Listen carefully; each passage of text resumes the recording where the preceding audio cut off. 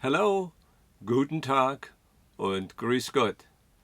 Today is Sunday, October the 26th, 2025. Well, we had one heck of a day yesterday celebrating my son Patrick's birthday. We we went to a really expensive place. For us, it's expensive, called Ruth's Chris Steakhouse in Irvine, and had the works. The tomahawk steak. There's like I don't know, the one steak, 150 some bucks. And it's really something. Anyway, it was a. He's worked hard and he's trying to do the right thing for the family, and he is doing the right thing for the family. So I'm not trying anyway, and he's trying to work out some issues that he has, and it's just been it's been a pretty good year. He's been very helpful to the family altogether. So may as well just say happy birthday, Patrick. Anyway, today's video might be a little bit long because I've got a couple of subjects in mind that might take some time. So let me start with the first one. And the first one is that I'm going to read you a poem. Okay? O Captain, my Captain, our fearful trip is done. The ship has weathered every wrack. The price we sought is won. The port is near the bells, I hear, the people all exulting, while follow eyes the steady keel, the vessel grim and daring. But oh heart, heart, heart, oh the bleeding drops of red, where on the deck my captain lies, fallen, cold, and dead. O Captain, my Captain, rise up and hear the bells. Rise up, for you the flag is flung, for you the bugle trills. 10.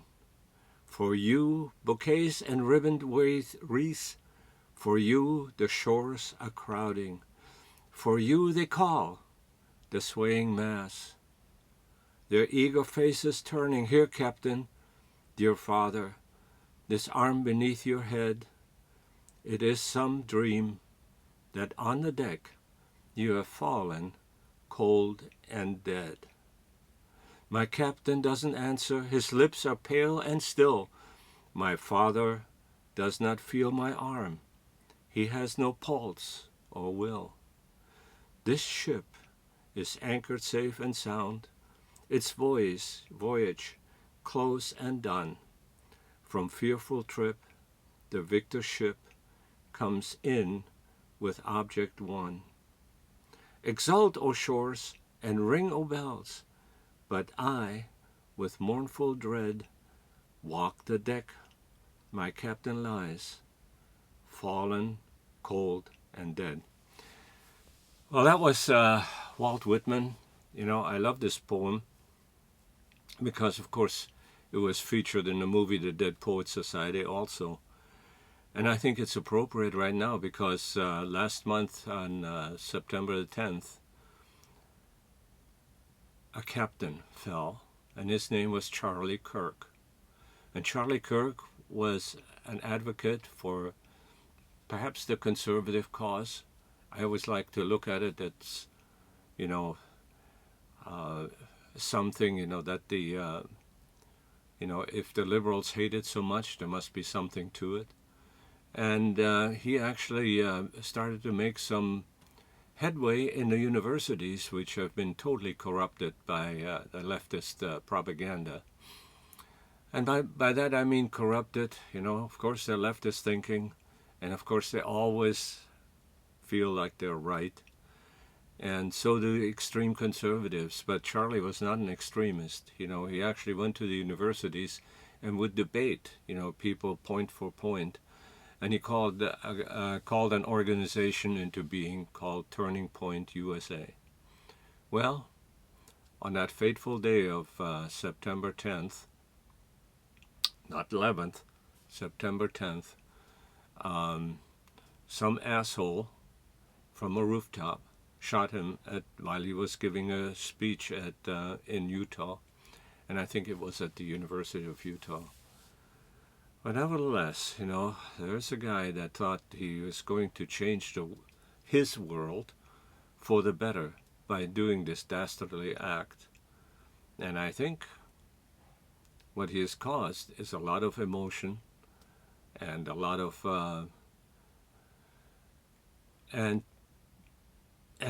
antigation. I'm not sure that's the right word. Anyway, it could be that he actually furthered the conservative cause. Sorry, I'm stumbling a little bit over my words, so all of this is stream of consciousness, so bear with me. Anyway, so he thought he was going to change his world, by assassinating this guy. What a fucking idiot, Anyway, I was just thinking, of course he's going to go to trial and, he'll be found guilty. But Utah still has the death penalty, if I'm not mistaken, because what was this guy, Gilmore, that was actually executed by being, a firing squad.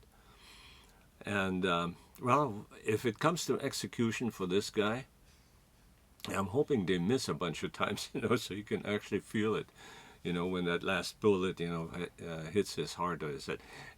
Maybe I'm just being a little bit too emotional about this and a little bit too involved because,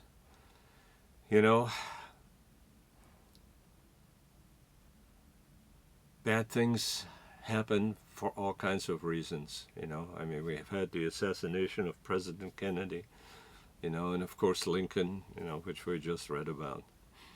And now this guy. It's just kind of peculiar that his name was Kirk, It sounds like a starship captain in a way. All right.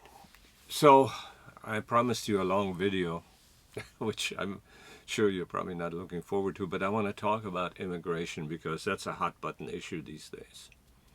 And of course, I'm an immigrant. My family are immigrants. So let's start from the beginning on this. So it was somewhere, when we came. Well, let me start on the very beginning. As the Eastern Front started to move west, and my family decided, well, it's not good for Germans to be where we are. And at that time, we were in Poland. And as the Russians advanced, with the help of the Americans, of course, my dad decided to move the family to a safer spot. And so I remember them, and they had plenty of time, I remember them packing boxes of things, and my mom and dad, they used to say, well, we put our finest china in there, we put, silverware, we put leather-bound copies of important books and things, that we thought was really important, and they made off with it to my grandparents. And then at my grandparents' place, they decided to hide it somewhere. And so, who knows what happened to it, because I'm sure that the Poles or the Russians, have found it. So in the meantime, my dad decided, well, he was part of the Volkssturm at the time. He decided, well, what's happening is that the Vergeltungswaffe isn't coming anytime soon. The Russians are advancing. What am I going to do with my family? So he decided to move my mom and his children. I was the oldest. I was with my, as a matter of fact, my brother Walter was just born, because this was like 1945. And my brother Heinz, who was a year younger than I, maybe a little bit more than a year. But so here I was about 5, Heinz was 4. I was 4 going on 5, that kind of thing. It was right there in transition. And then my mom had Walter. And then they packed their bags and they left. And where did they leave to? Well, how about, well, let's go to the Sudetenland. Because maybe from the Sudetenland we can come back again, in case there's a reversal in the fortunes of war for the Americans, for the Germans. Well, the Russians kept on coming. And as a matter of fact, in the Sudetenland, they actually overtook us. Now, my dad wasn't there with us at the time because he was pretty much on the move. And the reason he was on the move is he wanted to stay alive for us. Okay?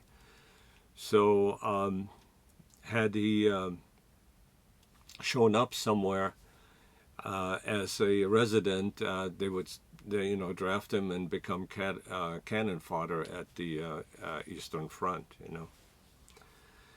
So he tried to stay alive. He stayed with friends, only short periods of time, and that way he kind of evaded the, he evaded the draft, I guess, That's there's no other way to put it.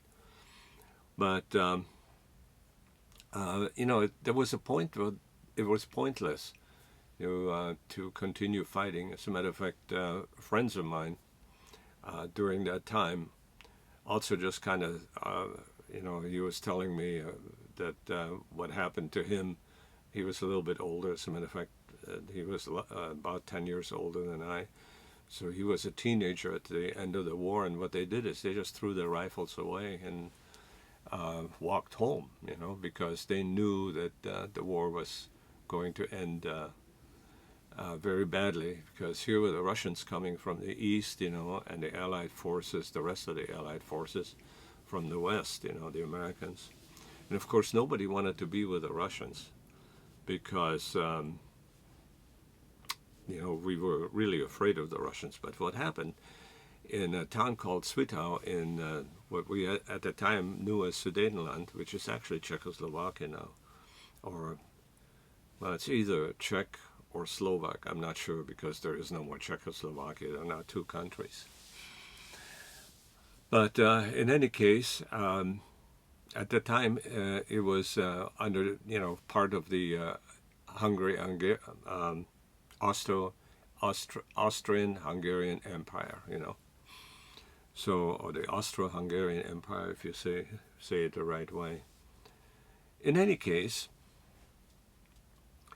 we thought we were safe. Well, we weren't, because the Russians came there, and there were atrocities and stuff like this. But my dad managed to get his family, us, out of Zwickau, and we went and we fled to the American sector. And the American sector was actually it was kind of interesting, because it was a town named Schoenstedt, and that was in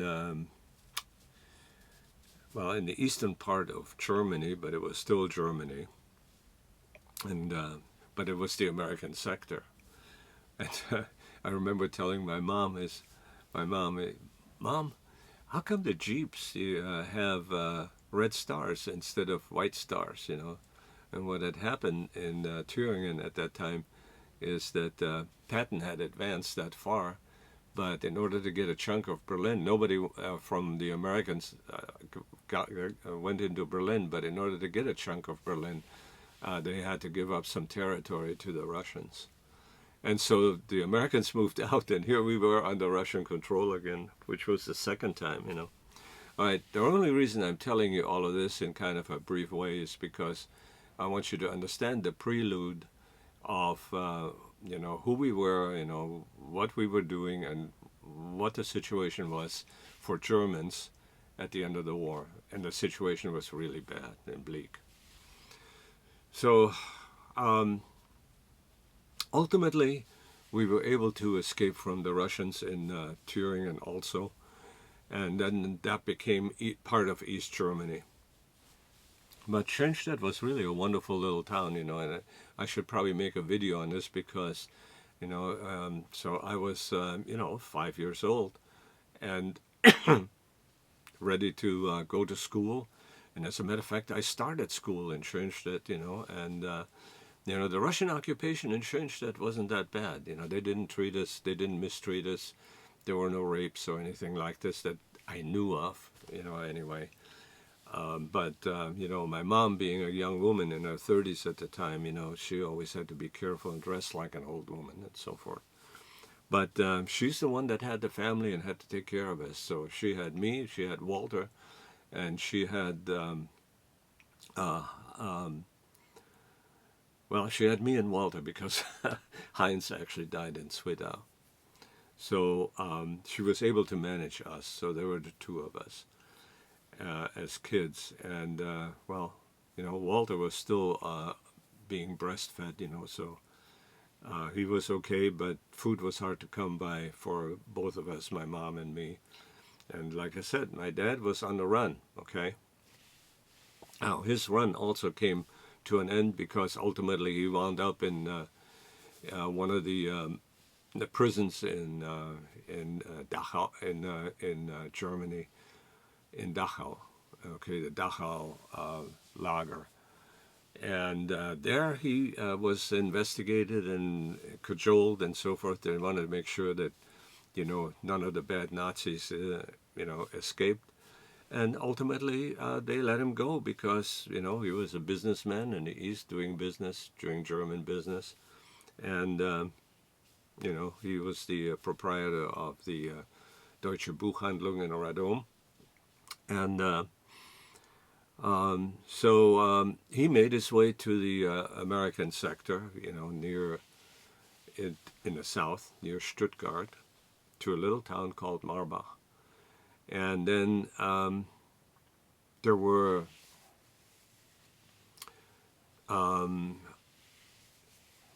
accumulation points, you know, for refugees.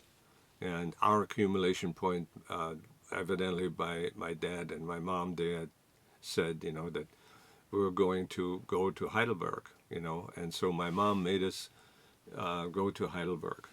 In Heidelberg, you know, that was also a really interesting story because, you know, the first thing that these guys did is, you know, to make sure that you get deloused, you know. And so they put DDT down our shirts, you know, in the back and the front, you know.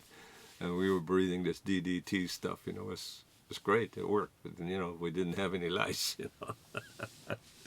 Anyway, my dad and my mom connected there, and then that's how we wound up in that little town in southern Germany called Marbach. So we were refugees from the East. Well, my dad started a business. You know, the business didn't do too well because, you know, the locals, they didn't really like us. They didn't like refugees from the East, even though we were just German as the guys there. But, you know, they were Swabian and they spoke a little dialect, you know, called Schwäbisch.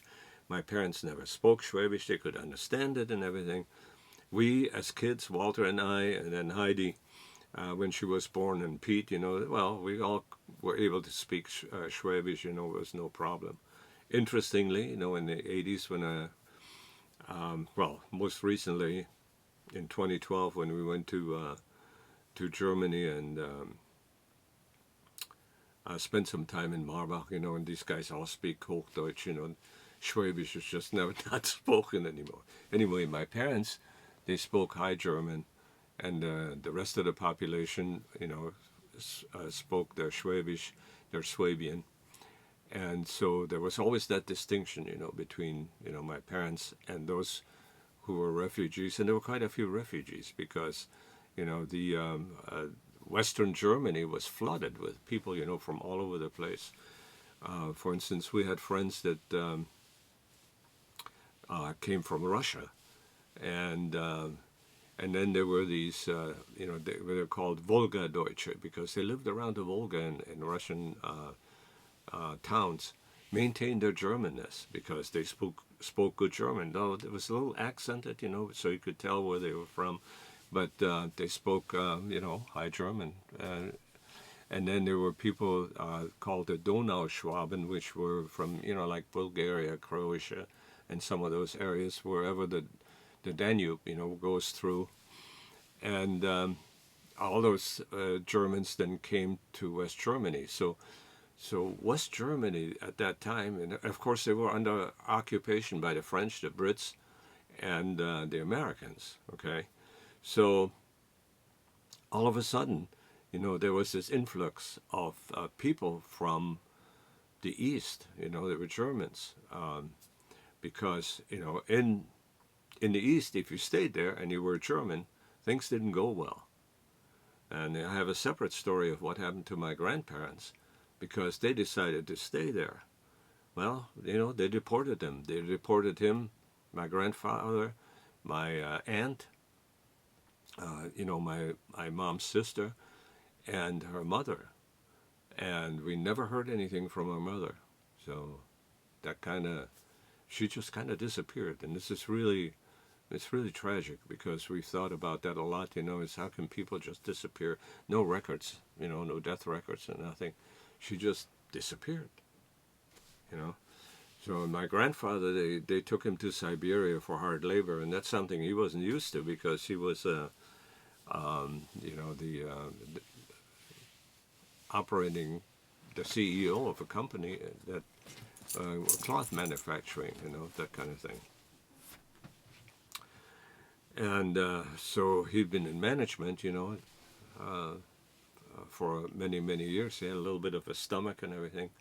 And boy, they killed him basically, because when he came back, he had such bad heart trouble that he didn't last very long. And I think he died in about 1952, 53, somewhere in there. Well, okay, so now you kind of know the situation, is we were Germans living in the East, just like a lot of other ones.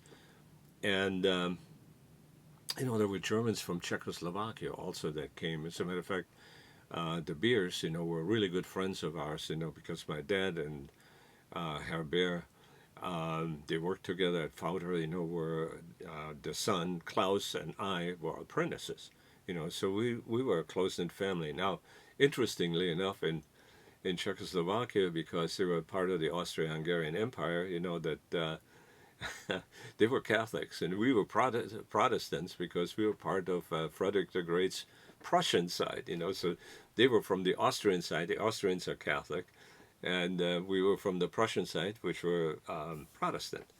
But so the Germans, lived all, throughout, and the countries where the Germans are. Why are the Germans there? Well, the countries there actually wanted the Germans. They loved to import Germans because the Germans worked hard, So, and that's true enough. They established gardens, they established farms, and they just worked their ass off, And that's just a German thing, because Germans love to work. Okay. And that's still going on. You wonder, why is there this German Wirtschaftswunder? And the reason that it is because they're working their ass off, probably for very little money, who knows? But all kinds of business, they're basically the economic juggernaut of Europe, so kind of like we are America is the juggernaut, economic juggernaut of the world right now until, China is coming along, that kind of thing. Anyway. So, well, the parents never fit in, so they start dreaming about leaving, Schwabenland. They liked it okay, we liked it. We liked it. The kids loved it, we went to school, and everything was fine, and we could speak Schwäbisch, As a matter of fact, I was becoming a teenager and I was starting to have a life, because I was in my apprenticeship at Helmut Fouter, Wilsfreis Maschinenfabrik, in Ludwigsburg, and I was about to make a lot of money, because machinists were very well paid. My dad was a machinist, So, in any case. So that was my trajectory. Now my brother Walter, he was a smart dude, so he passed the test into high school, at 4th grade, and so he was in high school. He learned English. As a matter of fact, he was the only one that could speak English. And Heidi was still in grade school, and then Peter wasn't in school yet, because brother Peter was born, 55 55, maybe, somewhere in there. 53, 55, no, 50, yeah, 54, 53, 54. It kind of tells you, who am I in touch with? Well, I'm in touch with my sister Heidi, but not with Pete. He kind of drifted off doing his own thing. Walter, he was in Vietnam, and he passed away. And anyway, so why am I going there now? So let me get back to the point of why we're here. So my parents then thought that, well, we need to get out of there. Can't go back to Poland because that's where our home was. We don't feel at home in a Schwabenland in Marbach. So why don't we go to America? And I don't know how the idea came up, but it was Klaus Beer's parents and my parents. They decided to try to make their way to America. Well, that happened like in 1950 or so, when they thought about that. So it took until 1956 for us to actually being able to emigrate to America. In the meantime, we also applied to emigrate to Canada because we thought, well, if we make it to Canada and do something in Canada, make a life in Canada, maybe we'll stay there. Maybe we'll go to the United States or ask to come across the border and stuff like that, because Canada and America or the USA, they're kind of friendly with each other. So, but I think I was always rooting for America because I was a big fan of the Old West. I read all of the Western stories. And I knew all about Arizona. So. So how did we get permission to come to the United States? Well, what happened was there were organizations. There were actually religious organizations. For us, Lutherans was the Lutheran World Federation. They had some sort of an in the United States, and they kind of were able to smooth the way to go to the United States. And for the Catholics, there was an organization called Caritas, which is Catholic, I don't know, whatever those acronyms mean. But anyway, it was the same kind of organization that helped refugees to relocate. And it was important, to relocate because, the flood of refugees from the east actually kind of overwhelmed Western Germany a little bit. And it turned out to be a good thing for Western Germany because, everybody was working, and we all had jobs and things of that nature. If you weren't in school, you had a job or apprenticeship or some sort of a profession that you pursued. So it was a really busy place. In fact, there was a worker shortage in Germany at the time that I was an apprentice, and so we imported workers from Turkey, from Spain, and from wherever else they might want to come in because there was all this work to be done. And what was the work to be done? Well, the Marshall Plan from the U.S., is the one that provided the funds, to do all this work. So don't think, that the Germans just kind of came up with that themselves. Germany was destroyed. I mean, it was rubble. It was, I remember going on a train with my dad, to visit our relatives up north. And everywhere you looked, I mean, it was lucky that the train was going, but everywhere you looked, there was destruction. Everything was rubble. When I look at the pictures from Gaza right now, that's pretty much how it looked in Germany in 1945, after war.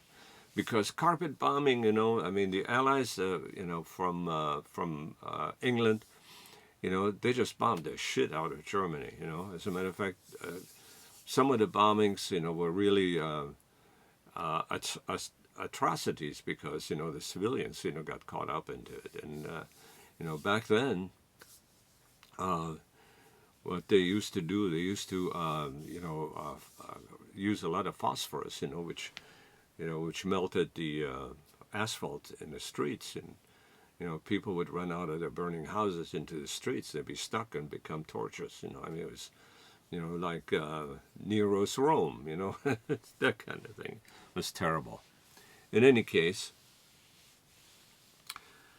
so the Lutheran World Federation and Caritas, they made it possible for us to be able to come here. Now, there was still, it was still a process, from about 3 or 4 years until 1956, where there were investigations. Our neighbors told us, there were Americans asking questions about you, who are you? Are you a good neighbor? And all that kind of stuff. So it took about, 4 years to be able to get to the United States. And where did we go to? And in the meantime, of course, we were dreaming about the United States. Of course, I was excited. I wanted to go to Texas, and Arizona, places like this, because there were cowboys. The Old West, was really appealing to me. But on the other hand, I really didn't want to go because I was about to graduate. I graduated from my apprenticeship, but I did not do my final test because, suddenly we got notification that we are going to have an immigration date, immigration in October the 15th or so. That's what it was, 1956. So at that time, we knew this like, I think a couple of months or 3-4 months in front. Well, crap, I was going to school, on Saturdays. Well, I quit doing the homework, We were all, kind of ready to go, but wouldn't believe, that we could go because, things can change in the last moment, and it was a real fiasco, But it worked. But where did we come to? A place called Illinois? What the hell? That wasn't the West, Oh, it's near Chicago? Oh, shit. Gangsters and all that stuff, So we weren't happy at all, to go to Illinois. But it was actually quite good because we came to a place called Green Valley, Illinois, and we had a sponsor. The Urishes were sponsors, farmers in the area there. They were our sponsors. And we connected straight to the St. Prairie Lutheran Church in Green Valley. And Pastor Cooker was a guy that could speak German. So he kind of helped out my dad and the family, because we didn't know how to speak English. We came here and speaking Schwäbisch, the kids did, But you know what? It was only a few months before we actually were able to get along. And then I went to high school. My brother also went to high school. Heidi was still in grade school, and then Pete started school as well. So we started to make a life in the United States, in Illinois. Then of course from then it's a long story to get to California and so forth. But immigration for us was a really tough process. It wasn't joining an immigration caravan in Mexico and just walking across the border and say, "Oh, I want asylum." Yeah, I want asylum. Why? Oh, life is bad. I don't know what the hell they're saying, but the Democrats love these guys coming in because they're all going to be Democratic voters. Some of them may be even voting illegally now, because it's so easy to vote. When you apply for a driver's license in California, well, you can, they ask you, hey, have you voted yet? You want to register to vote? Of course, carefully, when you register to vote, they tell you, hey, are you a citizen? Of course, it's yes or no, So if you say yes, then, they tell you, if you lied, well, hell, it's a felony and all that kind of stuff. So it's all legal, but nobody's checking that shit, So, people that want to illegally vote, they can, So the data is overwhelming, because look at what ICE is doing right now. It's really tough to find these illegal guys.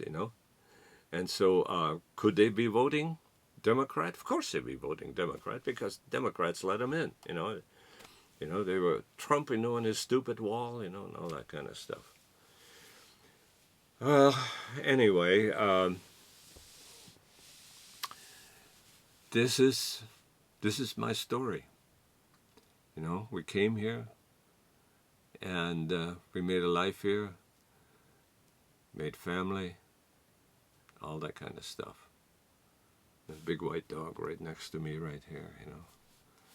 Anyway, thank you for listening. If you listened all the way through this, hope it gave you a sense, of how difficult it was at the time that we wanted to emigrate legally, which is what we did, and we all became citizens.